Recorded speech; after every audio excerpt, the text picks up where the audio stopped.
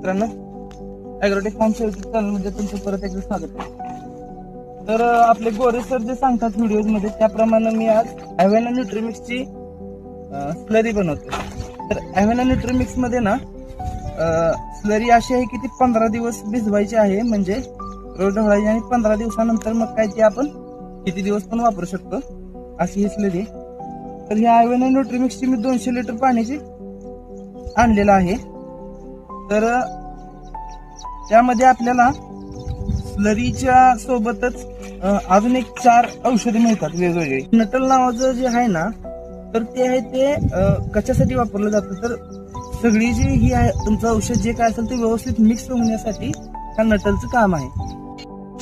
तर त्या नटल नंतर त्याच बॅग मध्ये आपल्याला येतं हे फुलविक ऍसिड. ते पण आपल्याला सेपरेट बादलीमध्ये मिक्स करून ओतून घ्यायचं आहे. तर त्याच्यानंतर आपल्याला घ्यायचं आहे सीवीड.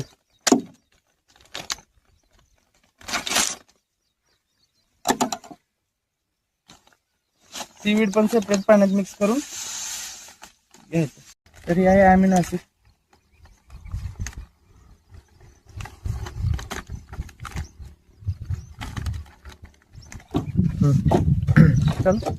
तर मित्रांनो, आपली ही स्लरी बनवलेली आहे आपण.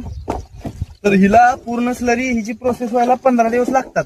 तर 15 दिवस आपल्याला असं हे ढवळत राहणं आहे आणि 15 दिवसानंतर मग आपण हिला लाईफ टाइम वापरू शकतो. तर महत्त्वाचा विषय म्हणजे काय आहे, चांगली ढवळायची स्लरी मित्रांनो, काय काय औषधं विरघळत नाही आणि असं हलवून घ्यायची. आणि याच्यानंतर मित्रांनो ह्यामध्ये एक मला 2 किलो युरिया टाकायचा आहे. 2 किलो युरिया टाकला म्हणजे तर आपली स्लरी एकदम परफेक्ट होऊन जाईल.